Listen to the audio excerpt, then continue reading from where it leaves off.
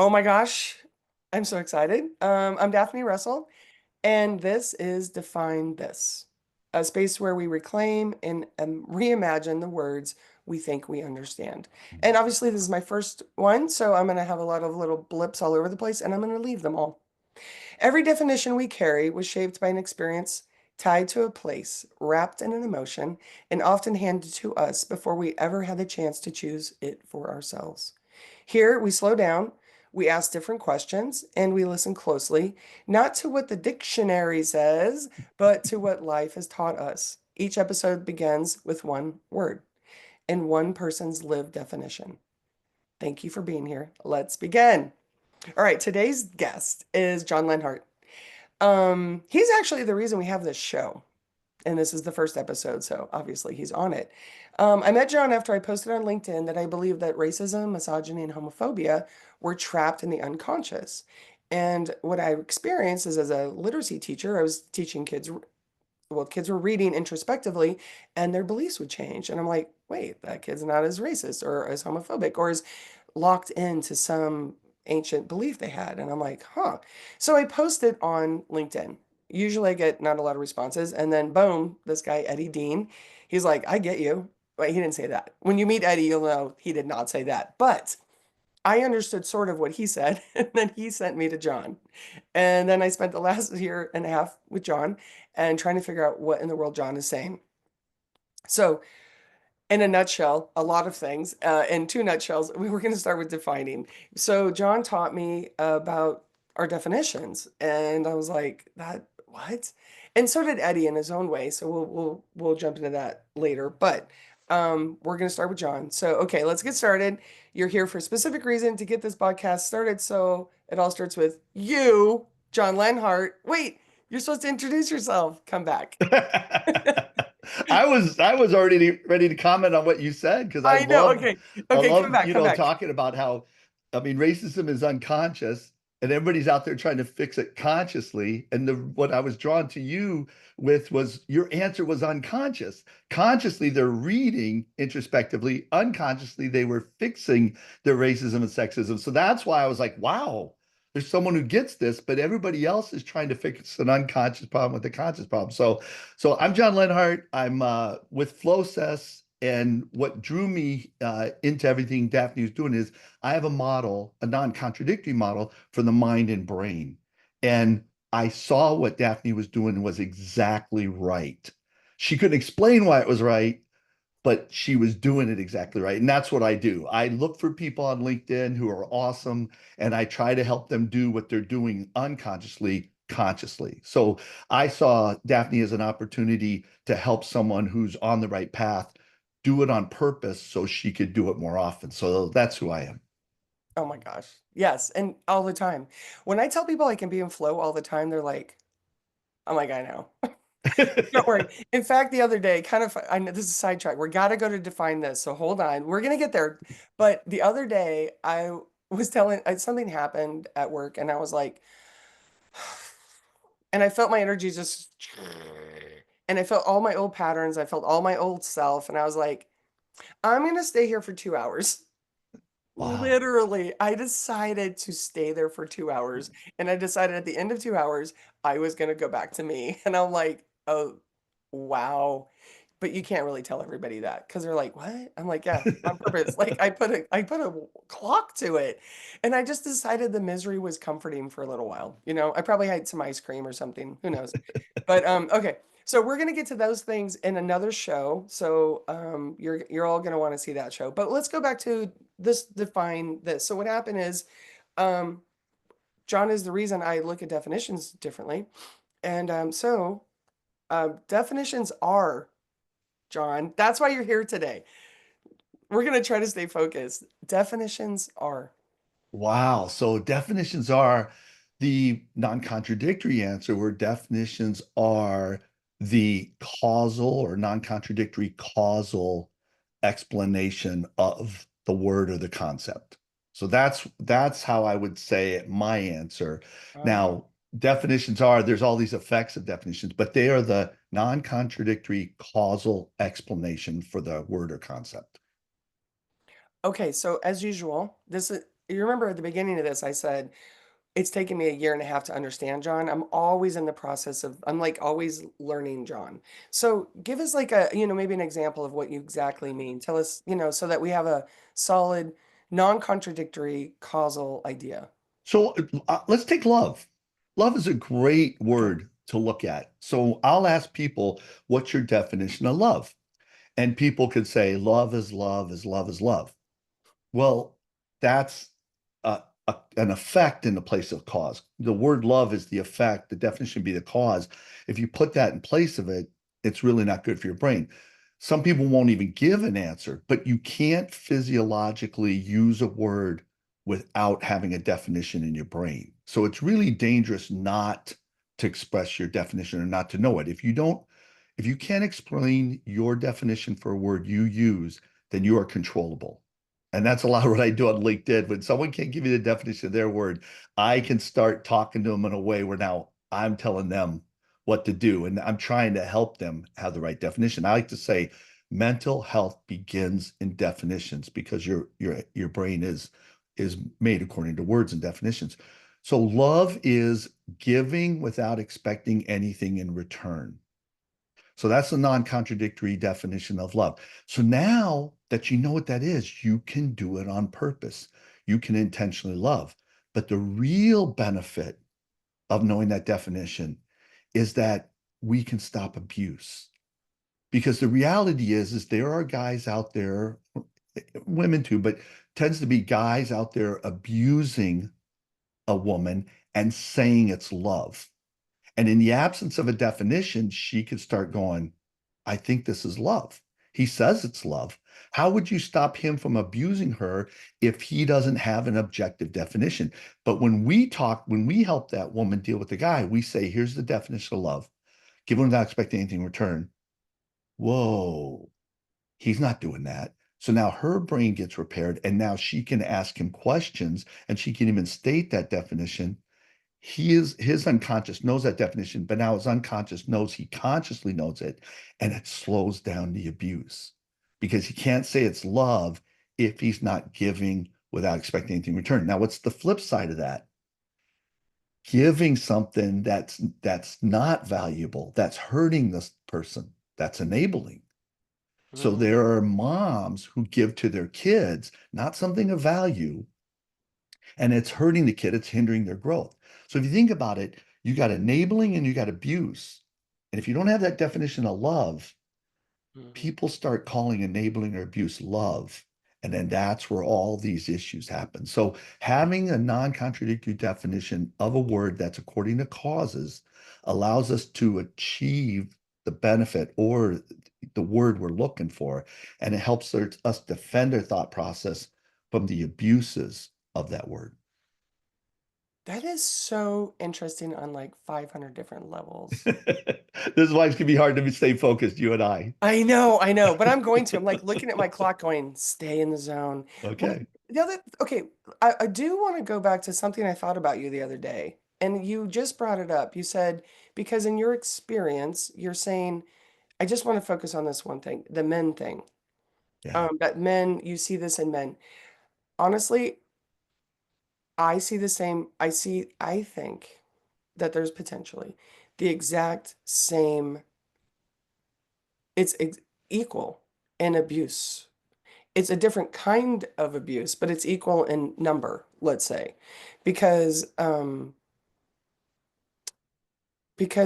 it goes back to how we give love. And I don't think there's a gender to that. Like I mean I get society and I understand a lot of things about society, but when I watch I can't reveal anything that I'm saying. Okay. So when I watch, a room full of people and they seem to be manipulated by someone else. Okay, good. Because, I'm not addressing this person. I realize this last year in my job that I'm addressing often this person, Nice. puppeteering this person. Yeah. And I think that is non-gender. There's not there it's just because whoever this person is, if they don't have a good solid definition of love, like you're saying, then somebody else has a different definition of love and they just puppeteer them. And if they're not solid in knowing who they are and what love really is supposed to look like, then they're easily puppeteered. And I think that's both genders, very, very, very equally, just different, but equally. I think that it is both genders. However, this book right here, Oh, Why Does okay. He Do That? Uh-huh. Is a great book. Read it, I'm going to say almost 20 years ago. Mm, And it talks about these, I think it's 10 steps. It's been a while, but these 10 steps that every abuser goes through. Back then, it tended to be men, but the last step is confuses love with abuse. And it's a series of thought processes. What I would say is, I would say that men tend to physically abuse, and when women tend to emotionally and mentally abuse. mhm. So that's how I would define that. And I think back when that book was written, it was helping women understand why guys do this. The other thing I would say, again, it's not all men, Yeah, right, right. but with what I know and we know about men's brains versus women's brains, a guy can really only have one thought at the same time. A woman can have up to five. And so I think guys get insecure a lot quicker, which causes them to lash out physically. And they tend to take one step and try to control somebody. And that's where they tend to abuse rather than love. It's because it's a difficult concept for them to give without expecting anything in return. It takes faith or trust. So Uh, there's another word, okay. what's the definition of faith or trust? It's believing in something even though you don't see it. There's two reasons you don't see it. You don't see it because it's invisible, like gravity, or you Mhm. don't see it because it hasn't happened yet, like the sun coming up tomorrow. So Right. faith or trust is a brain ability that's really important because if you only do what you see, you wouldn't do a lot of the stuff you do. It's amazing. We all have faith or we all have trust, whether we believe it or not. And the thing is it's really hard. Love requires faith or trust. To give and not expect anything back in return, you may not get anything back. Or if you do, it's not going to happen right away. So that's where, those two concepts get together. And that's how it's hard to stay focused, especially for you and I, because when you understand the non-contradictory definition of word, you will understand the non-contradictory definition of the word it's associated with. So what I like to say is when people learn the information that I offer, they kind of can't stop talking. So Mhm. when you talk to somebody, you have a conversation, you watch other people have a conversation, they'll talk about something that love, and I like to say it's two or three rungs up the ladder of abstraction. And so what happens is when they talk about like faith, it's got to be at that rung or higher.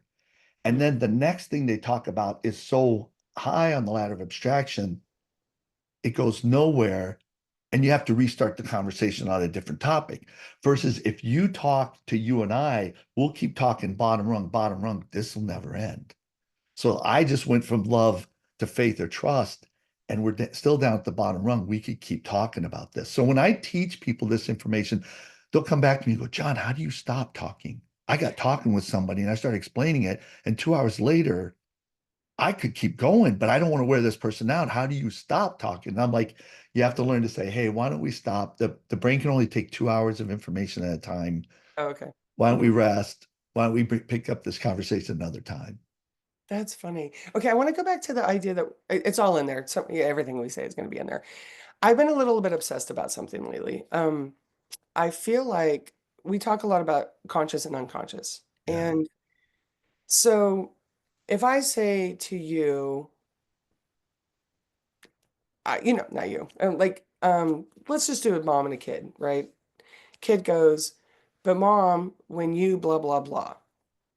And the mom goes, I didn't blah, blah, blah, or I get to blah, blah, blah, or whatever the mom comes back with, right? I feel Right. like, and I just want to process with you. I think this is what's beautiful about having children is if you listen to the children, they're saying, Mom, wake up.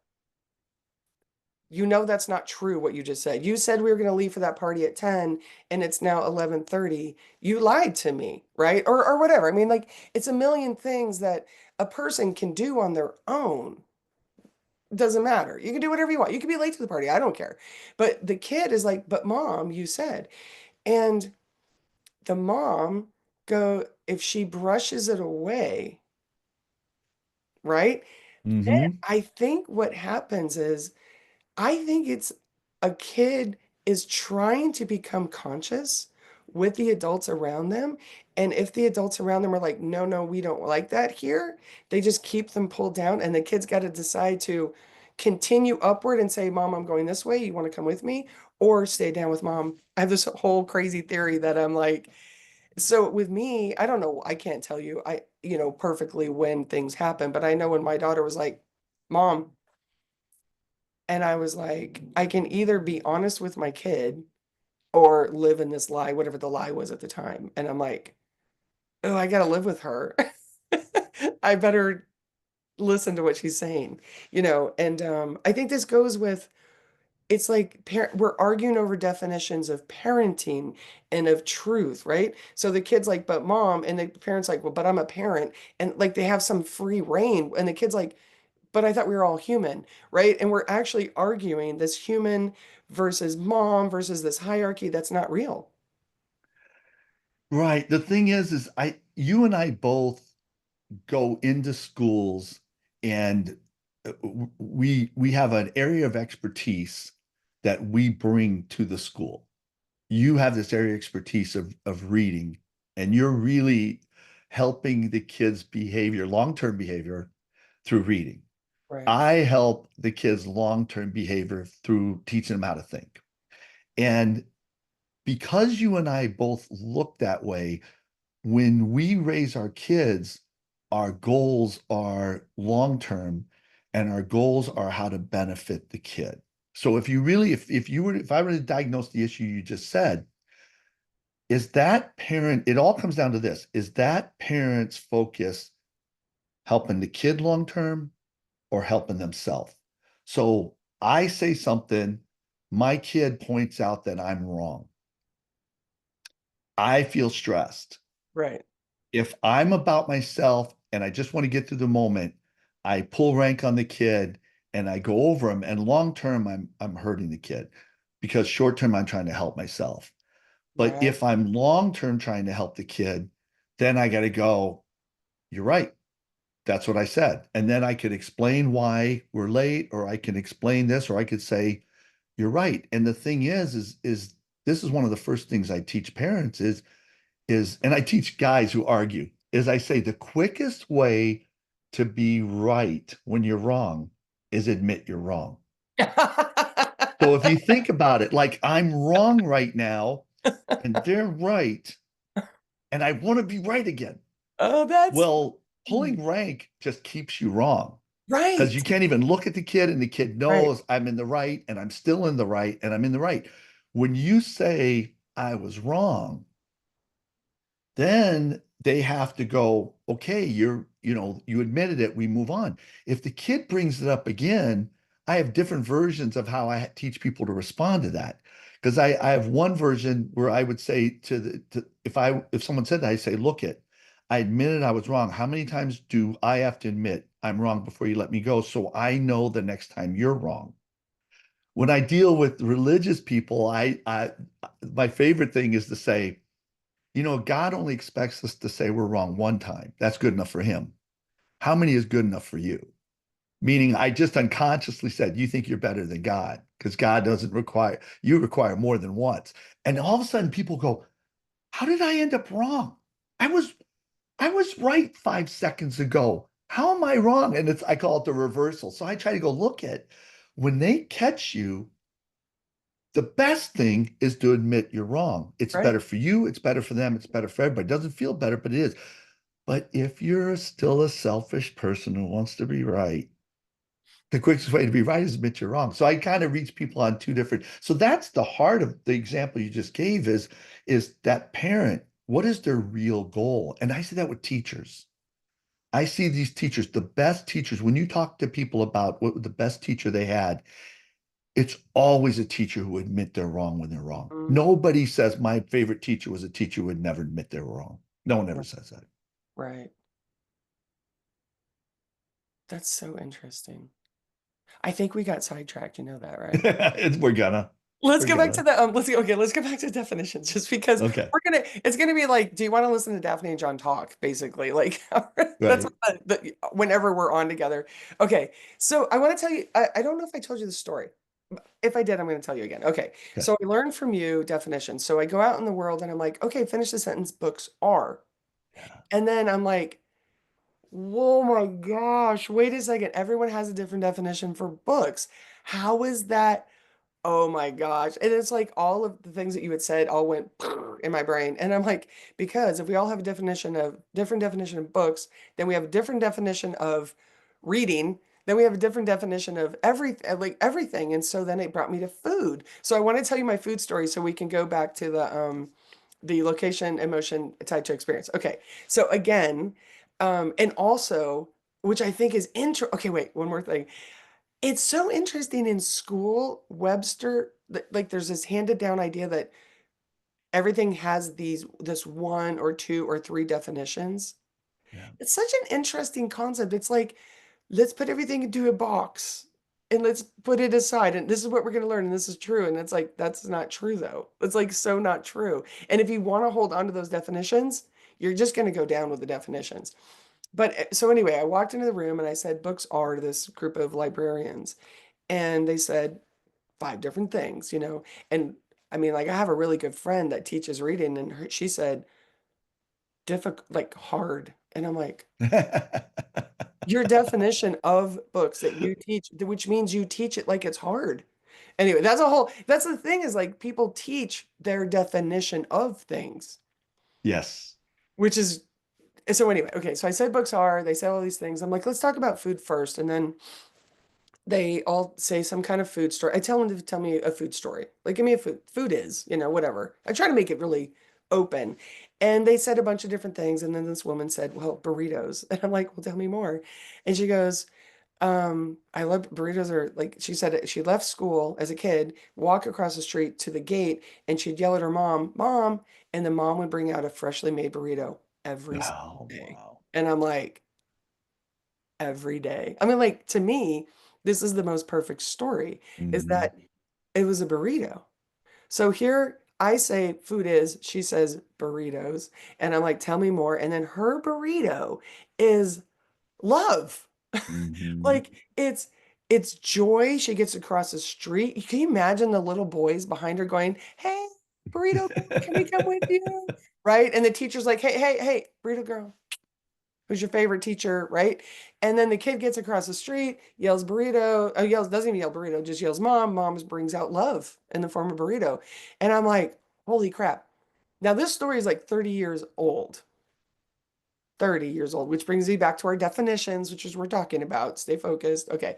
So that I look at this woman, grown woman, and I go, because I don't know what I'm doing at this point, and I go, oh my God, what if your dad was home one day and you would come home after these 300 burritos, right? Beautiful, beautiful wrapped burritos, right? In a homemade tortilla, right? With beans on the stove. Anyway, and I'm like, what if your dad was home and it was midday, so he should be at work and he was home and he's drunk and there's beer cans all around him and he's obviously angry. And when your mom comes out with the burrito, he yells at her about spoiling you. And Mhm. I look at her and I go, what would happen to the burrito? And this woman goes, and in that 1 second, I was like, oh my God, I just hurt your burrito. And I was like, how in the heck? And I'm like, wait, if I can hurt your burrito, you can heal your burrito. And I was like, John. Yep. So and now I say to people, books are your definition is because of a location and experience and an emotion that was attached to that, and that can be healed. So Yes. go, Yeah. you So jump here's the off of thing. that. First of all, I just want to say that we are talking about definitions and their causes. So it's gonna lead to a thought and another thought. So I don't know that any of these episodes are gonna stay completely focused. So Okay. I think that might be what's unique about this podcast. So I need to explain this a little bit. So in your brain is made up of dendrites. And every dendrite is a word in your brain. So burrito is, a word, or let's take food. You were taking food. Yeah, food. Yeah. Food, there's a dendrite that's the word Okay. food. And there's these branches like a tree, and the dendrite is the Greek word for tree. Every branch is an associated um, concept. So food would be burrito, food would be tasty, food would be there'd be all these things that are attached to food. And then on each branch is an associated emotion. So I say like everything from a big smiley face to a big frowny face. Oh, okay. So when you do books are, what you're doing is you're making everybody access the branch, I'm sorry, the trunk that's books. Hmm. And the lowest and thickest branch is the strongest branch. And I would say it's the unconscious branch. So when you're not thinking consciously, your brain's going to run unconsciously and it's going to hit the lowest branch and your thoughts are going to run that way.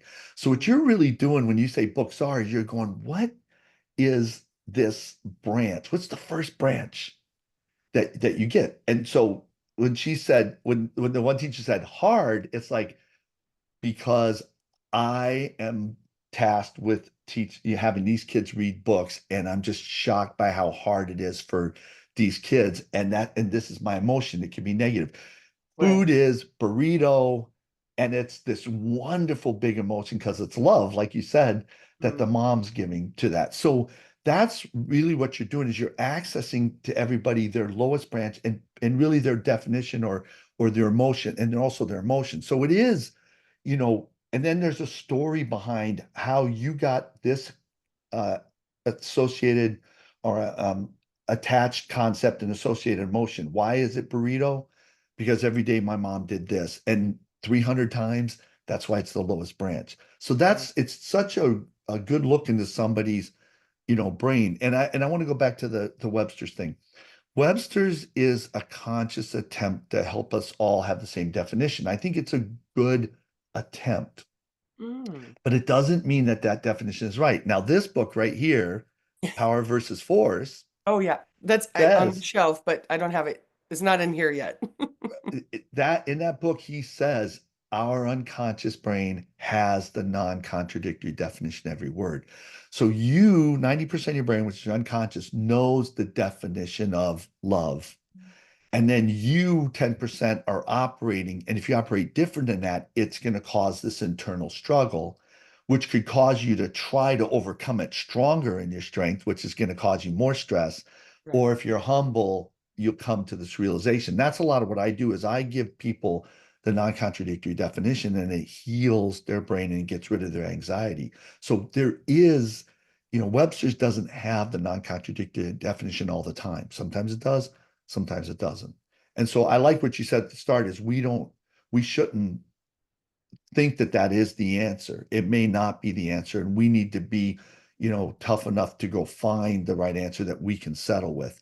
And then, but our inability to talk to other people comes down to we use the same word for with two different definitions, or we Right. use two different words for the same definition. So a lot of what you're doing is bridging that gap. And I think books give us those definitions. So whenever you go, this, are books are, you are really getting to the something very personal and deep within the person. What's their, connecting fact and what's their associated emotion? And there's got to be a story behind it. And when you get that story, you see the emotion on their face. And Right. so that's why I think this is such a really great idea for a podcast to get to something that is just so primal in each of us. I love that you said that because it's primal. And I had a conversation yesterday with a kid so I got this job teaching high school. And so it was like, okay. I mean, I like it. I don't even believe, okay. Well, manifestation different, but I didn't manifest it. I just like, oh, I need this job that has these things. And there was the job. So and I look like I just was like, it was an option in my life. And then it became anyway. So here I am at this job. And it was tough for many, many different reasons, or it's been tough, but for, all kinds of different normal reasons and then extraordinary reasons. But this one kid, I had everybody answer books are, right? So the kid that wrote books are flammable. I Oh, actually, wow. yeah, but there's more to that than just that, because his Flowcess and stuff. But one of the kids said that she just wrote books are struggle, just struggle. And yesterday we had a conversation because I gave her the book that she wanted, which is a book that she had read before when she was younger, and she wanted again, and she just finished it. And it's like, huge. It's called Crank. It's poetry and perceiver exhorter. Long story anyway. That's what I think wrote it. And she's a compassion server. But anyway, not right now. But anyway, she finished it and she came over and we talked about it. But then yesterday we were alone for a second, and she goes, "Well, I've been wanting to tell you because I had the kids. I asked the kids, have you changed any beliefs in yourself or in your reading or in the book taught you something that changed a belief?" And I got Right, mostly their beliefs about reading changed. Mostly, right. I thought books were a form of torture, and now I realize they aren't. One was he thought that he never liked the idea of reading the same book at the same pace as everyone else.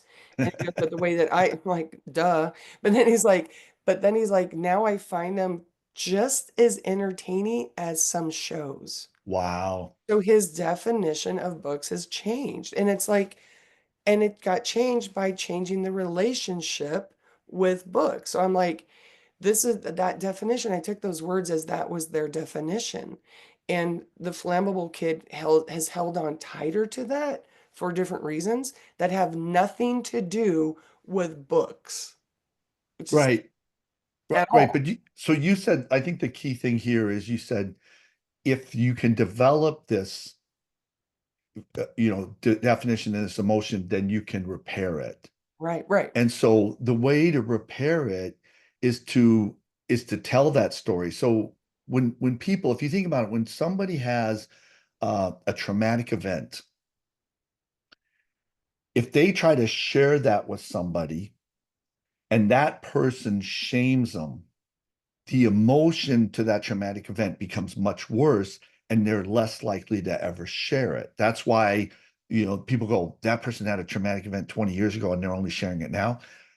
I can tell you why. Right, right, Because the first time or the second time they shared it, they got shamed more. And so the emotion grew bigger. And they may have shared it with a couple people over the last 20 years to where over time the emotion gets a little less. And now it's less enough that they're willing to take the chance. But the key is somebody mirrored a less negative emotion. So apart from books and everything else, if somebody tells you a story that's trauma related, all you need to do is mirror a less negative emotion. All you need to do is say, I'm sorry that happened. That's terrible. okay, And the emotion they have, so they have this real big negative emotion. I'll say real big negative emotion. They right. tell you the story and your response becomes part of the story. And if it's less negative, it gets smaller. I like to say, why does a joke get funnier? I tell a joke to somebody, or someone tells me a joke and I laugh. Hmm. Then when I tell it to someone else and they laugh, the emotion gets bigger. The reason jokes get funnier is all these times I've told the joke and people laugh gets added to the joke, the emotion gets bigger. Then I tell someone, go, that's stupid. Womp womp. That's how our brain works. So you're right. Right, When they share, so what I love about what you're doing is you're making them conscious and you're stating it in front of your unconscious. Books are, I hate them. They're horrible. Books are death. Okay. But now you've said it. right, And I didn't get mad at you when you said that. Technically, their emotion towards that book got a little less negative. Then you give them the freedom to read the book, whatever book they want, however they want to read it, and you have some questions, you show some interest, and they're going, well, we all want community. This is a form of community, talking about this book, and you keep making this emotion less negative. And now all of a sudden they evaluate the book for what it is, and books reach our unconscious, right. and it does change something. It changes their beliefs, it changes their way to relate to people. And what it really does is our brains are made to be addicted to something. That's what a habit is. You Mhm. get addicted to how you tie your shoes. If someone tells you a new way to tie your shoes, I don't what, I don't want to, it's like breaking an addiction. And I just really believe that everybody, even people my age, should be breaking an addiction or breaking a habit or building a habit and keeping their brain pliable. These kids, you're reaching them at one of the most important stages because this kid says flammable and he's trying to hold on to this habit, this Right. addiction. And you're just going to take your time and reach him unconsciously. And at Right. some point, he's going to realize I can still feel this way because of this story that has nothing to do with books, but I know that has nothing to do with this book. And I can have both of these thoughts. And that lesson is going to change his life more than any fact he's going to learn in school. That's exactly what I was thinking yesterday when I came upon this, I came upon this job and then I came upon all of these things and I'm like, well, let's go this way. Let's see. And I have the quote, we do not see the world as it is, we see it as we are Right. on the wall. And then below it on because I live in this world, I started putting all the books. The kids, when a kid finishes a book, they put the book up there. So Oh, awesome. Another attach a great emotion to it. That's isn't amazing. that amazing? Right. Yep. So, and then it's widening. I'm like literally a visual representation of widening their minds and who they are. And I'm like, oh my God. And then, if I'd gotten there in the first day, it would have been different. Here I am in this day. And the thing is, too, is like even the guy with the flammable guy, everyone around him, you can still have your flammable, but I know all of your friends that have all like changed their minds and think differently. They're all there too. So you can keep holding on, but you might be the last one holding. And so this kid, go back to the crank one, she goes, I really appreciate that you gave me the time, like she was saying, like the time and the space, and you believed in me. And I'm like, Wow. yeah. And so I realized, oh, you're gonna love this. So I wrote a screenplay. I finished the second screenplay, but it's all about the conscious, like you're gonna love it. I was writing like a pitch and the tagline log line, it's kind of too long for a tag and too short for log line, but the idea is what if the most radical thing a teacher ever did was hold up a mirror? There it is. I knew you'd love it. I mean, it's There it like, is. and I guess I was like, Benin, this is all I did. I didn't do anything but that. And I just have this deep seated faith in humanity. Like I can't do anything about it because that tree branch is like 8 million miles wide. And But like, this gets back to the very first example again with the parent and the kid is your job as a teacher is to be about their benefit. Your job is you see your job as helping them become more of who they are. right, If a teacher sees their job as a task to get through, I'm going to get this information into your brain, regardless of who you are, because it's easier for me, right, they're not helping that kid become who the kid is supposed to be. They're treating all the kids like robots. right. And that's their strategy. That's they're just trying to get through the day. That's what they're doing. So that's the difference. I love the mirror thing because you are helping the kids become more who they are, but it takes more effort and it takes more self-awareness on your part. It takes a longer term view too. Yeah, true, true. And that's all I care about. Like, Yep. I want them to be okay at 22. Like, I don't Right. care about tomorrow. Who cares? Tomorrow's like done. But at 22, you know, um, and it was just so neat to have her say that and be able to like process that. And then to have that, now I have that quote. I mean, that's it. It's not, people would talk about teacher savior movies and stuff like that. I'm like, that, like, literally, this is not that. What happens is what teachers really should be doing is just allowing an opportunity for the child to see the truth of their potential. So because they don't believe Unique potential. their unique potential. Yeah, yeah. There you Not go. this show. That's the next one. But that's all these teacher movies like that. Yeah, For if they want to turn yours into screenplay, they'd be like, well, at the end of the year, the kids have got to take some sort of test or do something so we right. get an objective number, and then you win the cup or you win the challenge or everybody got an A or whatever. It's like that's not what I'm doing. These kids they're being transformed, they're becoming more of who they're meant to be, and we may not see that until they're in their 20s.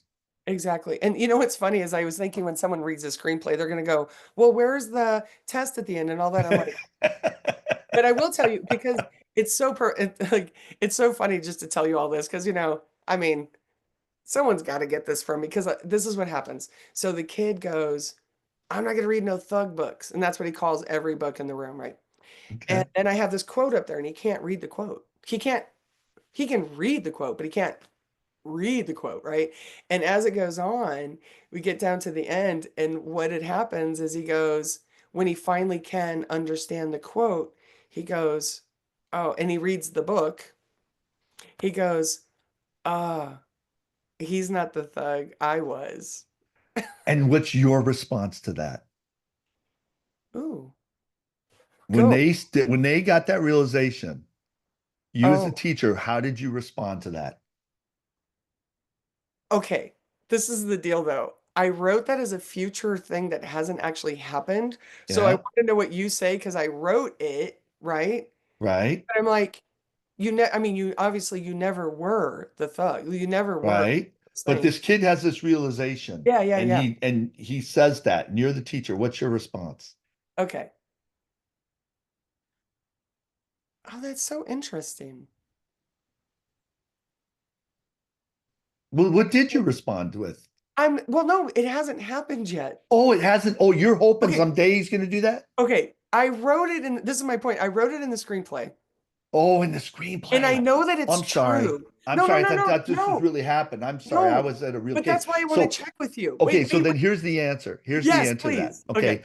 Because what a great teacher would do is they would affirm the kid and they would say, that's amazing. You're so smart, you're so insightful. They would say that's awesome versus the bad teacher go, I told you that from the beginning. Oh, You didn't understand that. You know how, if you'd understood that sooner, you'd be further along. You realize you okay. wasted a whole year. It's like, why would I ever learn anything? That's the thing is I when we do the unconscious confrontation, we teach the teachers, it's like I say, you're going to unconsciously confront that kid, and he's not going to consciously do the right thing. He may, by the end of the day, which would mean he has an amazing thought process, he Yeah. may show up tomorrow morning the first thing and apologize, which means he has a good thought process. And when the kid does that, the teacher goes, well, you were wrong. And I'm like, why will that kid, what's your goal right now? Is your goal to be right because it's all about me, the teacher, or is your goal to help that kid develop their conscience? And so when that kid admits they're wrong and you affirm them, then the kid's more likely going to admit they're wrong. And so that's what we want. But if we have a teacher or a parent who can't admit they're wrong, then they're going to develop a kid or a student who can't admit they're wrong, because when the kid admits they're wrong, they're going to humiliate the kid. He's going to attach a negative emotion and he's never going to make it. So I'm sorry. I'm sorry. I got all caught up in No, no, the no, no. No, that was story that I perfect. thought that was a real case. So that yeah, when that No, no, kid no, does, no. Wait, wait, because what wait. you're It saying, is that a real really case. happens. That Wait. really happens. I've Yes, seen what no. you're saying really happen. Yes, what you're saying is true. So, I mean, I get now where you were going. My thing is that I wrote a screenplay Oh, based amazing. on what was happening. So when you say to me what happened, I'm like, I'm actually still waiting for the kid to realize he's not a thug. And I think I'm looking at He him. will. He will. Yeah, I know he knows he's not now. I know But I can see but it, he'll say it when he feels but safe. He'll actually he'll say say it, and something. then when he Yeah, says it, it's celebration. exactly, Let's get a exactly. cake. This Right, is awesome. You're amazing. right. Not, oh no, because he's going, I realize that, but if I say this now, you're going to say I told you so. Well, okay, let's go back to the teacher thing because it's really interesting. I was going to say earlier. So what I do is I sit in this now these are high school kids. So I'm used to middle school kids who have had 4 years fewer number of Yeah, trauma years of yeah, school. I mean, yeah. honestly. And then I'm working with kids who this school is picked on purpose for some different reasons that usually involve emotional safety of some sort. But I'm having a kid come, like, my first thing is like having a kid come over. Their first reaction is like, heck no. I Right. think that they are so experienced to having negative experiences next to teachers that they're all traumatized. And I remember this one kid going, "Pah," and I'm like, I literally just wanted to say something. And so now they're getting a little used to that chair. But again, this has only been since I only got there January 21st and I only brought the books February 3rd. It's amazing. Like, isn't Isn't it this amazing how incredible? quick Yeah. that happens?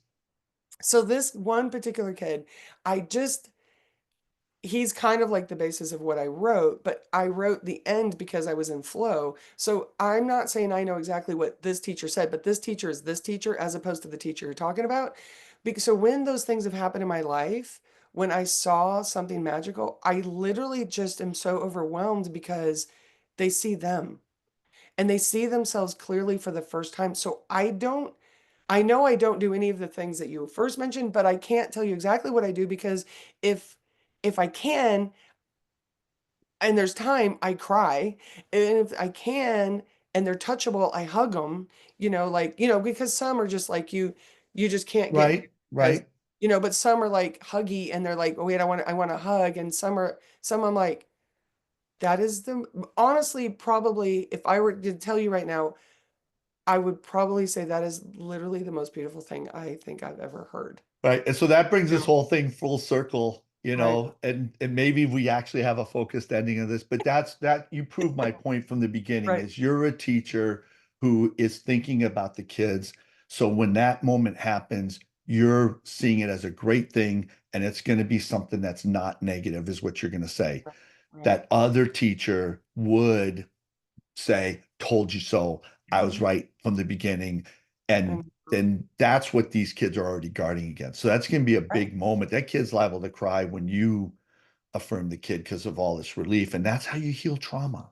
Right. This is how you actually, This you is don't how you heal trauma by saying stop being traumatized. right. You actually have them go through an experience and you rewire their brain and their emotion in the story by having a different response and they now have different emotions. So this is, and it all begins with definitions. It really does. That's what's so crazy.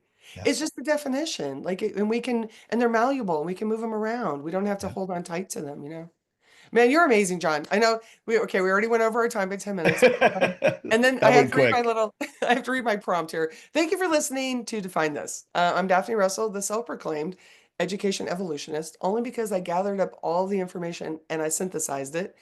Um, Talking about teaching and learning and all that in between. I hope today's conversation stirred something in you, maybe a memory, a shift, or even a quiet redefinition of your own. Mhm. Because the words we carry matter. And when we broaden what they mean to us, we change what's possible for us. If this episode moved you, share it with someone who might be ready to revisit a word they thought they understood. Thank you, John Lenhart. Thank you. You're coming back. Thanks for coming. Awesome. I appreciate you. All right, I'm gonna stop that here.